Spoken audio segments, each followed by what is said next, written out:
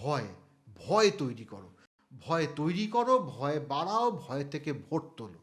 তবে এই ফর্মুলা কখনোই কিন্তু নতুন নয়, শুধু প্যাকেট বদলেছে।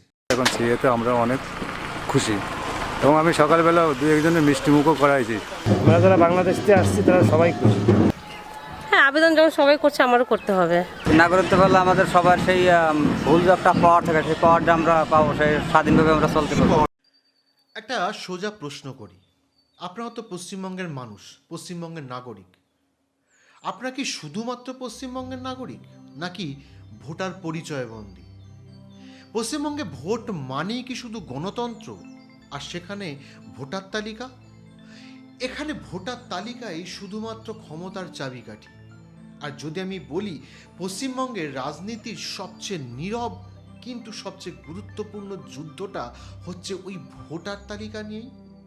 আর সেই যুদ্ধের নাম এসআইআর বা স্পেশাল ইন্টেন্সিভ রিভিশন।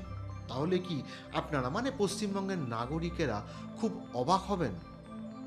এসআইআর যখন শুরু হয় দেখবেন নির্বাচনের ঠিক আগে বা কোনো রাজনৈতিক উত্তেজনার সময়, আর ঠিক তখনই এসআইআর নিয়ে সব থেকে বেশি আমাদের মানুষের মনে সব থেকে বেশি সন্দেহ জন্মায়। ভারতীয় রাজনীতিতে একটি সত্য আছে, যার হাতে ভোটার তালিকা তার হাতেই নাকি ফলাফলের প্রভাব। ভোটার বাদ দেওয়া হচ্ছে, নির্দিষ্ট এলাকা টার্গেট করা হচ্ছে, ভোট কেটে নেওয়ার চেষ্টা। এই ধরনের বিভিন্ন বিভিন্ন রাজনৈতিক অভিযোগের ভাষা আমরা বিভিন্ন জায়গায় কান পাতলেই শুনতে পাই। মানে রাজনৈতিক ব্যক্তিরা এটা ক্রমাগত ব্যবহার করে যাচ্ছে। আর ঠিক তখনই এসআইআর আর প্রশাসনিক প্রক্রিয়া থাকে না, হয়ে ওঠে একটি রাজনৈতিক অস্ত্র। আর একটা প্রশ্ন আপনাদের না করে না আমি আর পারছি না, আপনি কি ধর্ম মেনে চলেন, মানে নিজের ধর্ম, নাকি আপনার ধর্ম দিয়ে আপনাকেই ব্যবহার করা হয়? আমরা বারবার বলি ধর্ম ব্যক্তিগত, একদম মিথ্যে কথা, ডাহা মিথ্যে কথা। যদি ব্যক্তিগত হতো, ভোটের আগে ধর্মীয় মিছিল হতো না, নেতারা ক্যামেরা নিয়ে বিভিন্ন উপাসনালয়ে ঢুকতো না, প্যান্ডেল, মাজার, মন্দির সব জায়গায় পোস্টার লাগতো না। ধর্ম এখন শুধুমাত্র একটি রাজনৈতিক কাঁচামাল হয়ে দাঁড়িয়েছে। মানুষ এখন ভোটের শুধুমাত্র মিটার ইউনিট হয়ে দাঁড়িয়েছে। যে যত জোরে ধর্ম দেখাতে পারে সে তত বেশি ভোট কাটে।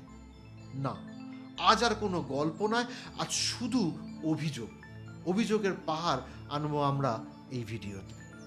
তবে প্রশ্ন একটাই, আপনার ভবিষ্যৎ ধর্মে চলবে নাকি যোগ্যতায়? সেটা আপনারা কমেন্টে লিখে জানান যে কোনটা আপনারা ভবিষ্যৎ দেখতে চান নিজেদের। নমস্কার, আমি দিব্যেন্দু, ইন্টারজিও চ্যানেলে আপনাদের স্বাগত। ছবি বিশ্বাস, মানে যে নামে আজকাল অরূপ বিশ্বাসকে ডাকা হচ্ছে, খুব ইন্টারেস্টিং ঘটনা, তিনি এই এসআইআর এর লিস্ট বেরোনোর দিকে তাকিয়ে আছেন। কারণ তারপরেই মেসি কাণ্ড থেকে আলোচনার অভিমুখ পাল্টে যাবে, মানে অরূপ বিশ্বাসের থেকে সেটা পাল্টে যাবে এসআইআর এর দিকে। যুবভারতী থেকে তার অভিমুখ হয়ে যাবে খসড়া ভোটার তালিকায় নাম থাকা বা না থাকা, মানে তালিকা থেকে কত নাম বাদ গেল, জেলাওয়ারি পরিসংখ্যান কত হলো, এবং সেই মর্মে বিভিন্ন রাজনৈতিক কর্মকাণ্ড।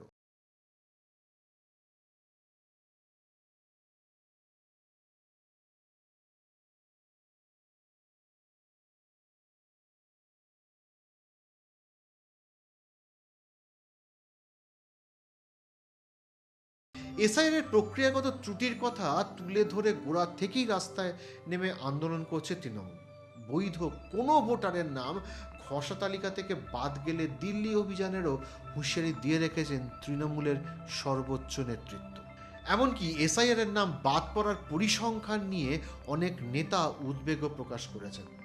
এক্ষেত্রে রাজ্যের ক্রীড়া প্রতিমন্ত্রী মনোজ তিওয়ারি তো যুবভারতী কেলেঙ্কারি সম্পর্কে বলেই দিয়েছেন, বিভিন্ন ভিডিও এবং ছবিতে যাদের দেখলাম দায় তাদের প্রত্যেকের, যার জন্য মেসি দ্রুত মাঠ ছেড়ে যাওয়ার সিদ্ধান্ত নিলেন দায় তাদের প্রত্যেকের। ফলে বুঝতেই পাচ্ছেন, নিজের দলের হোক বা বিপরীত দলের হোক, সুযোগের সদ্ব্যবহার কেউ ছাড়ে না, সবাই করে নেয়। খসড়া তালিকা প্রকাশিত হওয়ার পরেই সেখানে নাম রয়েছে কিনা তা যাচাই করে নেওয়ার পরামর্শ দিয়েছেন কমিশন। কিভাবে কিভাবে তা যাচাই করা যাবে তাও জানিয়ে দিয়েছে কমিশন। কমিশন জানিয়েছে ভোটারেরা বিএলওদের সঙ্গে যোগাযোগ করে তা যাচাই করতে পারবেন। কমিশনের ইসিআই নেট মোবাইল অ্যাপ থেকেও তা জানা যাবে। এছাড়া কমিশনের নির্দিষ্ট ওয়েবসাইট এবং রাজ্যের মুখ্য নির্বাচনী আধিকারিকের ওয়েবসাইট থেকেও তা যাচাই করে নিতে পারবেন আমাদের পশ্চিমবঙ্গের ভোটারেরা। গত 27শে অক্টোবর যখন প্রথম রাজ্যে এসআইআর দিনক্ষণ ঘোষণা করল কমিশন, ঠিক সেই দিন পর্যন্ত রাজ্যে মোট ভোটার ছিল 7,66,00,000 সামথিং। কেবল মৃত এবং অন্যত্র চলে যাওয়া এবং নিখোঁজ এই সমস্ত ভোটারদের নাম এই তালিকা থেকে বাদ যাচ্ছে। এছাড়া এমন প্রচুর রয়েছেন যারা এনুমারেশন ফর্মই ফিল আপ করেন, অর্থাৎ তারা ভোটার হতেই চান। এই সমস্ত নামগুলো যে খসড়া তালিকা বেরিয়েছে সেখান থেকে বাদ পড়েছে। সব মিলিয়ে মোট সংখ্যাটা হলো 58,20,000-এর মতো। এদের বাদ দিয়ে বাকি 7,08,00,000-এর উপর নাম খসড়া তালিকায় ছেপে বেরিয়ে এসছে। মনে রাখবেন, ভীষণভাবে মনে রাখবেন যে খসড়া তালিকা কিন্তু চূড়ান্ত তালিকা নয়। এর পরেও যে কারুর নাম বাদ যেতে পারে। এই নতুন খসড়া তালিকা প্রকাশের পরে সেখান থেকে অনেকেরই নাম ডাক পড়বে কমিশনের শুনানিতে। তার ভিত্তিতে তৈরি হবে চূড়ান্ত তালিকা। যারা কমিশনের শুনানিতে ডাক পাবেন তাদের কাছে বিএলওদের নোটিশ পৌঁছে দিতে হবে। শুনানি শুরু হলে যারা ভুল তথ্য দিয়েছেন তাদের বিষয়টি কিভাবে কমিশন সমাধান করবে সেটা কমিশন বুঝবে। আপাতত প্রত্যেক দিন যাদের ডাক পড়বে তারা গিয়ে শুনানিতে অংশগ্রহণ করবে। বেসিক্যালি 2002 সালের তালিকার সঙ্গে কোনো যোগসূত্র নেই এমন লোকজনদেরই ডাকা হবে। এমন লোকজনের সংখ্যা প্রায় 30 লক্ষ ভোটার এনুমারেশন ফর্ম জমা দিয়েছে। তাদের সকলকেই শুনানির জন্য ডাকবে কমিশন। পাশাপাশি 1,47,45,000-এর মতো ভোটারের তথ্য ভীষণ সন্দেহজনক লেগেছে কমিশন। ওই ভোটারদের তথ্য পুনরায় যাচাই করার জন্য তাদের বাড়িতে বিএলওদের পাঠানো হবে। বিএলওরা তাদের সেই তথ্যে সন্তুষ্ট হবেন কি হবেন না তার তালিকা যাবে কমিশনের কাছে। সেই সন্দেহজনক ভোটারদেরও ডাক পড়বে কমিশনের শুনানিতে। 2002 সালের তালিকায় ভোটারের বাবার নাম যা ছিল এখন তা পাল্টে গিয়েছে। এমন এনুমারেশন ফর্ম ফিল আপ করেছেন প্রায় 85 লক্ষ মানুষ। সেগুলো সমস্ত তথ্য যাচাই করা হবে। আবার এমন প্রচুর ভোটার রয়েছেন যাদের বয়স 45 বছরের বেশি, অথচ 2002 সালের তালিকায় তাদের নামই ছিল না। সেই সংখ্যাটাও কিন্তু কিছু কম নয়, পুরো 20,75,000-এর মতো লোক। ভাবুন, এইসব ভোটারদের বয়স যদি 45 বছর হয় তাহলে 2002 সালে তাদের বয়স হওয়ার কথা অন্তত 22 বছর। তখন কিন্তু তাদের নাম ভোটার লিস্টে, মানে 2002-এর ভোটার লিস্টে ছিল না। Very interesting. এছাড়া প্রায় 12 লক্ষ ভোটারের দেখা গেছে তাদের বয়সের সঙ্গে বাবা মায়ের বয়সের বয়স মাত্র 15 বছরের কম। ভাবুন, কেউ বাবা মা হয়ে গেছে 15 বছরের নিচে। 8 লক্ষেরও বেশি ভোটারের বয়স এবং তাদের বাবা মায়ের বয়সের ব্যবধান প্রায় 50 বছরেরও বেশি। এটা খুব সাসপিসিয়াস। আবার 3 লক্ষেরও বেশি ভোটার এমন রয়েছেন যাদের ঠাকুরদা বা ঠাকুমার চেয়ে তারা মাত্র 40 বছরের কম ছোট। এই ভোটারদের এনুমারেশন ফর্মের তথ্য সম্পূর্ণরূপে যাচাই করবে। মানে যদি তথ্যে কোনো রকম ভুলভ্রান্তি ধরা পড়ে বা দেখা যায়, তৎক্ষণাৎ কমিশন তাদেরকে ডেকে নিয়ে যাবে শুনানিতে। তাদের সমস্ত তথ্য যাচাই করা হবে, তাদের ব্যাকগ্রাউন্ড যাচাই করা হবে এবং যে যে তথ্য তাদের দিতে বলা হচ্ছে সেই সমস্ত তথ্য যাচাই করবে কমিশন। ফলে এটা ভাববেন না যে আপনি তথ্য জমা দিয়েছেন মানে আপনি সব কিছুর ঊর্ধ্বে উঠে গেছেন। পশ্চিমবঙ্গে জেনারেল অ্যাসেম্বলি ইলেকশন 2026-এ, তাই এসআইআর হয়ে উঠেছে এক রাজনৈতিক অস্ত্র।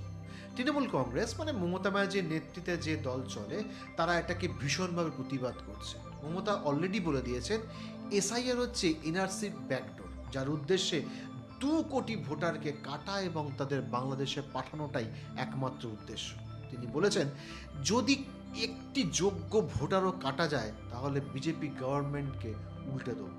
টিএমসি অভিযোগ করছে যে বিজেপি মুসলিম এবং রিফিউজি ভোটারদের টার্গেট করছে, যারা টিএমসির পূর্ণ ভোট ব্যাংক। তারা প্রোটেস্ট মার্চ করেছে, জনগণকে আশ্বস্ত করছে যে কোনো রকম ডিসফ্র্যাঞ্চাইজমেন্ট হবে না। অন্যদিকে বিজেপি কি বলছে? তারা বলছে এটা তাদের রুটিন প্রক্রিয়া। এদিকে অপোজিশন লিডার শুভেন্দু অধিকারী অভিযোগ করেছেন যে টিএমসি ইল্লিগাল ইনফিল্ট্রেটরদের প্রোটেক্ট করছে টিএমসি নিজস্ব ভোট ব্যাংকের জন্য। তিনি বলেছেন মমতা 2005-এ পার্লামেন্টে দাঁড়িয়ে বলেছিলেন বাংলাদেশ থেকে ইল্লিগাল ইমিগ্রেশন হচ্ছে, আর এখন ঠিক তার উল্টো কথা বলছেন। এটা কি রকম হচ্ছে? বিজেপি বলছে এসআইআর ফেয়ার ইলেকশন নিশ্চিত করবে এবং মতুয়া কমিউনিটিকে সিএ এর মাধ্যমে সিটিজেনশিপ দেওয়ার প্রমিস করছে।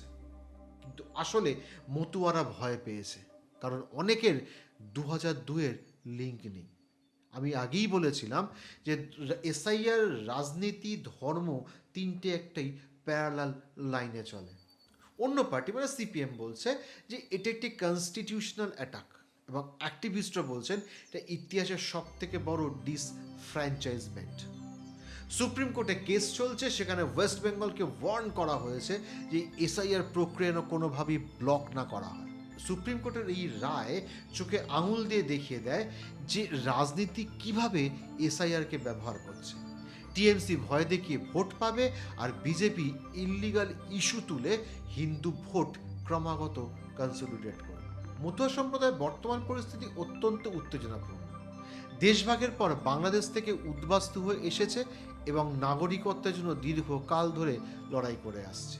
এখন এসআইআর এর নামে তাদের ভোটার পরিচয় যদি সন্দেহজনক হয়ে পড়েছে বলে অভিযোগ করা হয়, তাহলে অনেকের নাগরিকত্ব এখনও এই সিএ এর অপেক্ষায় মতুয়াদের আটকে আছে।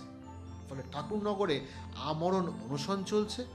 নদিয়া, বসিরহাটের মতো বিভিন্ন অঞ্চলে মতুয়ারা টিএমসির প্রতি সমর্থন বাড়াচ্ছে, যখন বিজেপির 2026-এর নির্বাচনী ভোট ব্যাংক কিন্তু এতে ক্রমাগত ক্ষতিগ্রস্ত হওয়ার আশঙ্কা দেখা যায়। ভোটার তালিকা থেকে নাম বাদ না যাওয়া নিয়ে মমতা বালা ঠাকুর বলেছেন 2002 সালের পর থেকে যারা ভোট দিয়ে আসছে তাদের নাম বাদ দেওয়া যাবে না। অনশন জাতীয় আন্দোলনের রূপ নেবে।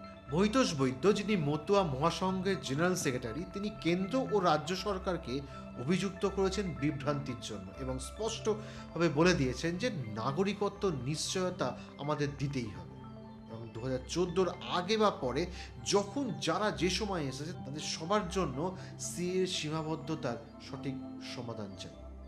তৃণমূল বিজেপিও কিন্তু থেমে নেই, তারা পরস্পরের মধ্যে গোলাগুলি ক্রমাগত চালিয়ে যাচ্ছে। এর মধ্যে মমতা ঠাকুর প্রধানমন্ত্রীকে মতুয়াদের পিঠে ছুরি মারার অভিযোগে পদত্যাগ দাবি করেছেন।